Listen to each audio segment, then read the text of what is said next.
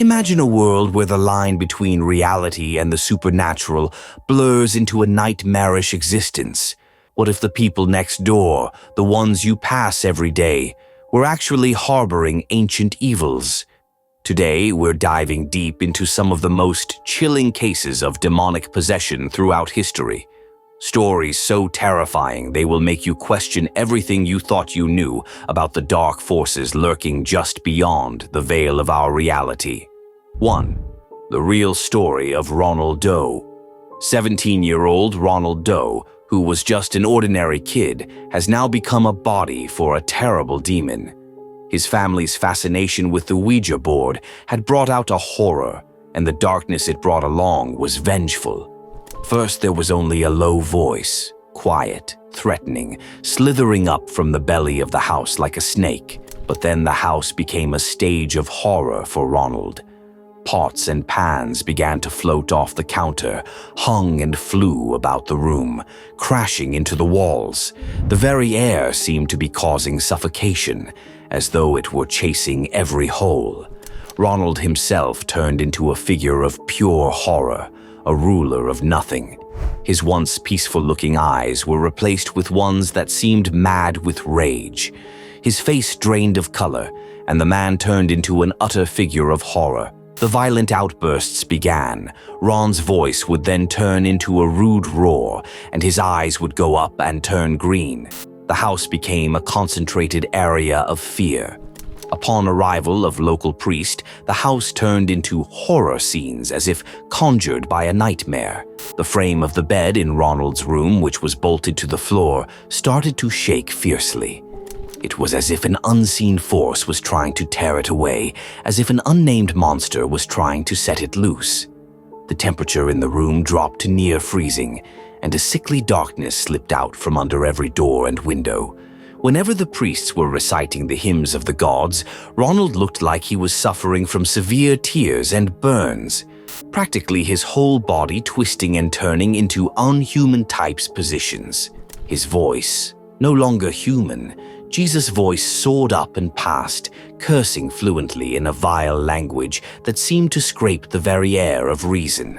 The cuts became deeper and bloodier. It was as though a spirit animal was clawing the man's flesh. The priests tried their best, but it only appeared to make the entity angrier. The room erupted into something that had an aura of supernatural violence. Furniture was thrown with recklessness, windows broken, and grumbling like that of a wild animal in the confines of a cage was heard. What they faced was worse.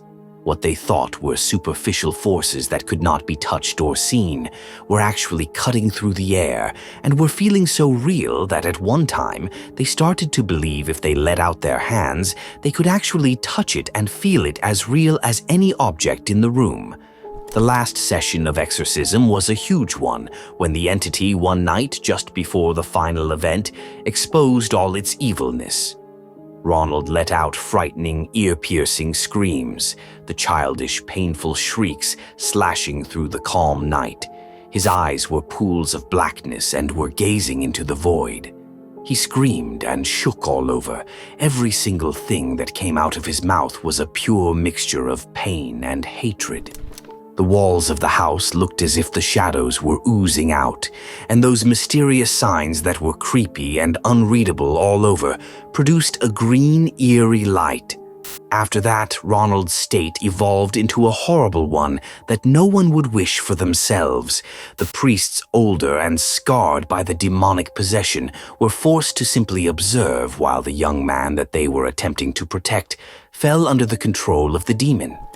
The house itself was in this state of hopelessness, or rather, it had long been left to decay, filled with terror at all times.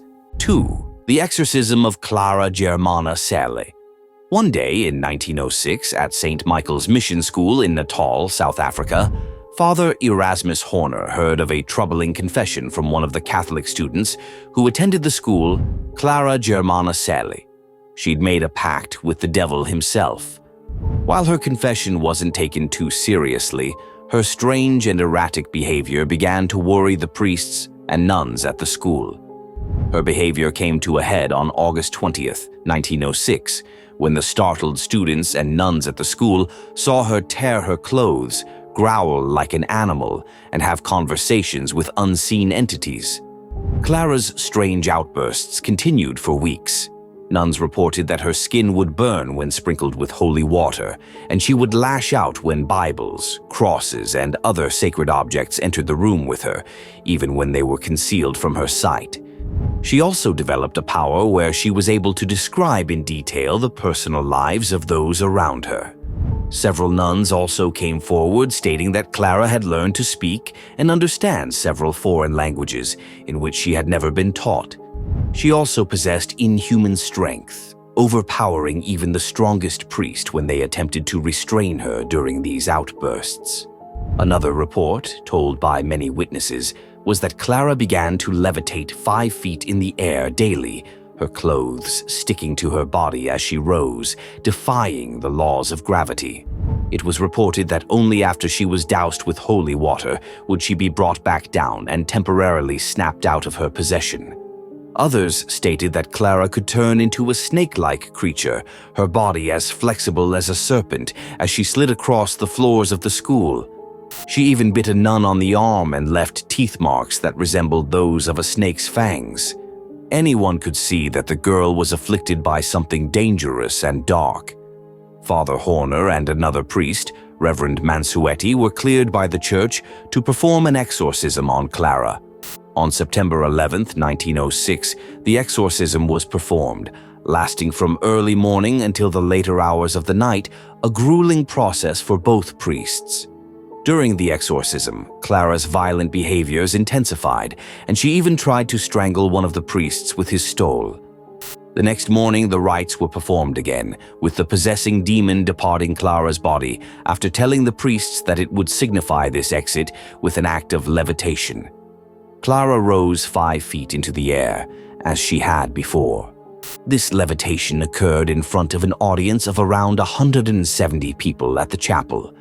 The priest then said that Clara had been cleared of the devil's influence. 3. The exorcism of Michael Taylor. The Taylor family was not very religious. They lived within a few miles of multiple churches, but never really found the time to attend. In a highly religious town like Ossett, this behavior just wouldn't stand. A friend of Michael's, who had decided his depression was caused by spiritual forces, convinced him to start attending a weekly prayer meeting. The group was run by one Marie Robinson. Her soft-spoken form of old-time religion seemed to appeal to Michael. He quickly fell deeper in Marie's teachings, attending meetings where group members were exorcised and demons were cast out with what they called the power of God.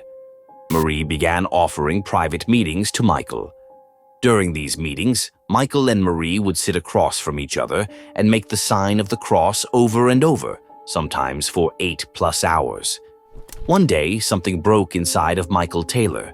He stood up and he began to attack Marie, both verbally and physically. He was still shouting at her in tongues when the rest of the congregation restrained him. Michael claimed he had no memory of this happening. At the next meeting, Michael would receive full absolution from Marie. Still, his outburst had not gone unrecognized. People were talking and none of it was good. A local vicar called on a group of ministers and declared that Michael was currently suffering from a demonic possession and would need an exorcism. After summoning the Taylors to a local church, the group restrained Michael and spent hours trying to cure his alleged demonic possession. They screamed at him, burned his tainted wooden cross, and allegedly succeeded at exorcising 40 demons from his body. Though they believed 3 demons remained demons associated with murder, violence, and insanity, the church group let Michael and Christine go home the next morning. There, Michael turned on his wife. In an especially brutal attack, Taylor allegedly tore his wife's eyes and tongue out with his bare hands, then killed and dismembered the couple's dog. Police promptly arrested Michael, who told investigators that the exorcism the previous night had failed. They were too late, he said, according to the Sussex Devils, a true story of the 1980s satanic panic. I was compelled by a force within me to destroy everything living within the house. The stories of possession and exorcism always provide some powerful and varied insights into the aspect of possession and exorcism. These are well illustrated by narratives of the disturbances that are found in Ronald Doe's story, depicting the enormous hardships that people considered possessed go through.